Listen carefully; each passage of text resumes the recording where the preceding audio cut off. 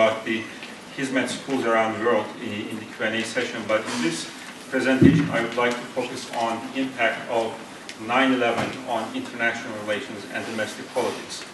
But let me start by thanking the organizers, the Peace Islands Institute and the Seton Hall University's Whitehead School of Diplomacy, for organizing this very meaningful and important conference and inviting me along with other distinguished scholars. I'm particularly delighted to be on the same panel with Dr. Jean-Paul and Dr. Chris Ferrero. As mentioned, Dr. Jean-Paul has authored a very important book titled The Empire of Sacrifice, The Religious Origins of American Violence. Although I would not term it as such, I would say the violence perpetrated by some in the name of America, in the name of American people. And as you may know, Dr. Chris Ferrero has analyzed in his PhD dissertation how the ultra-politicized and polarized discourse on Iran in this country has diminished over the past 3 decades the options for the respective US administrations to deal with this country, to deal with the Iranian regime. As I understand, both work articulate the impact of religion on domestic politics and international relations. And as such, they both speak very well to the theme of this conference, which is the 9/11's impact on domestic politics and international relations. Well, the title of this conference runs on the assumption that the terrorist attacks perpetrated by 19 individuals of different background and different nationality has affected the domestic politics and international relations. It is sadly true that the heinous act of these individuals have been readily used to defame Islam and to tacitly declare Muslims in the United States and abroad as potential suspects of crime of similar nature.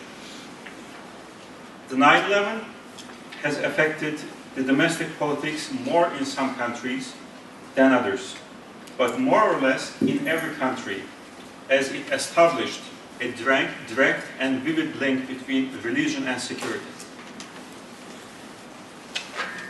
Naturally and understandably, the 9/11 has most affected American domestic politics, but similar terrorist attacks which took place after 9/11, the London, Madrid and Istanbul bombings, also affected domestic politics in Europe.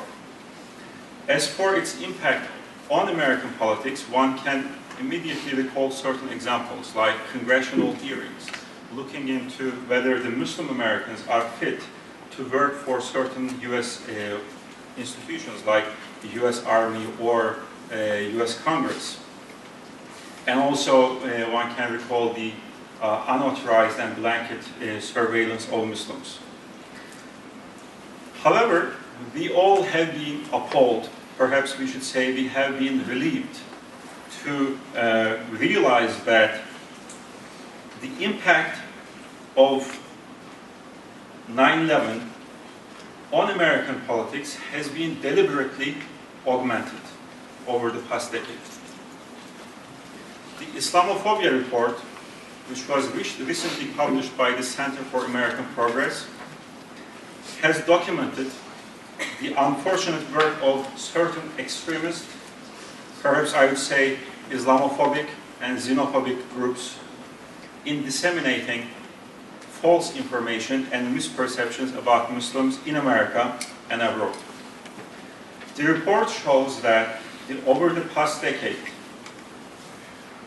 5 or 6 foundations have distributed about $37 million to pundits, bloggers, commentators, and others to disseminate these misperceptions about Muslims in order to affect the American public opinion and also affect the American policymakers. Ladies and gentlemen, now I would like to focus on how the 9/11's impact on domestic politics has gone on to affect the conduct of international relations, and especially multilateral diplomacy. After all, the impact of 9/11 on domestic politics, and also the impact of religion on international relations has increasingly figured over the past decade as a result of this deliberate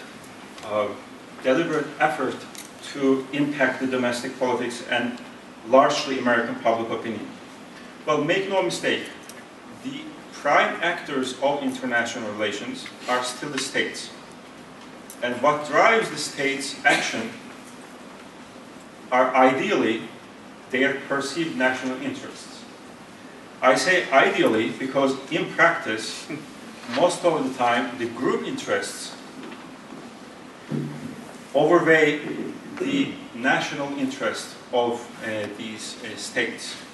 Only these group interests are framed in a way that they would look like they are benefiting the national interests and benefiting the whole nation. Well, one good example of how the 9/11 affected domestic politics and consequently international relations is the reaction that was given in this country and Europe, and by this country and European states, to the resolution proposed by the Organization of Islamic Cooperation, an intergovernmental organization which Dr. Ferrero mentioned in his presentation. Well, in 1999, before the unfortunate 9/11 terrorist attacks, in 1999, in the UN Human Rights Council in Geneva, the member states of the Organization of Islamic Cooperation, OIC, they proposed a resolution titled Combating Defamation of Religions. Initially, the rationale behind this resolution was to start a global dialogue, global discussion among the UN member states and among the civil society on how to counter the rising Islamophobia, how to counter rising defamation of Islam and Muslims. But then, rightfully, the scope and content of this resolution has been improved as to include provisions that would address also the harassments of Christian minorities, Jews, and other faith members. In 1999 and 2000, this resolution has been adopted by consensus with the support of then 192 by the member states, members of the UN Human Rights Council in Geneva. Starting in 2001, it was adopted by overwhelming majority. When it was adopted by consensus, of course, it received the support of the United States and also all the European states as well. Also starting in 2005, the UN General Assembly in New York also adopted by this resolution with overwhelming majority until 2010. In essence, the resolution titled Combating Defamation of Religions, I quote, deplores the use of print, audiovisual, and electronic media, including the internet, and or any other means to incite acts of violence, xenophobia, or related intolerance and discrimination towards Islam or any other religion, end quote. Moreover, the resolution urged all the UN member states, I quote, to provide within their respective legal and constitutional systems adequate protection against the acts of hatred, discrimination, intimidation, and coercion resulting from the defamation of any religion, end of quote.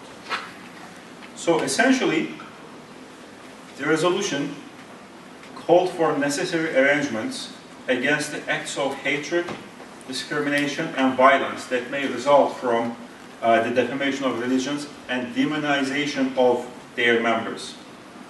However, very oddly, the extreme right-wing groups here in the United States and Europe have portrayed this resolution as calling for a legal ban on criticism of Islam. They have portrayed it as a systematic assault on the freedom of expression.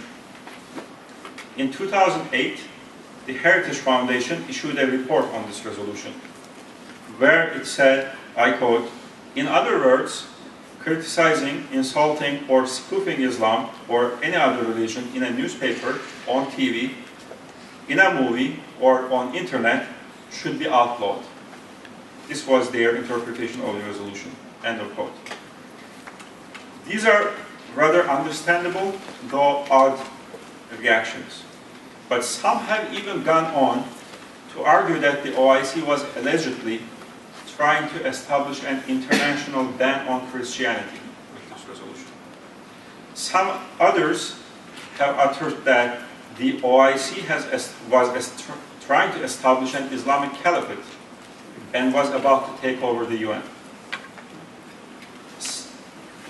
These groups have increasingly pressured their governments, the United States and European countries, and to oppose the OIC resolution at any cost.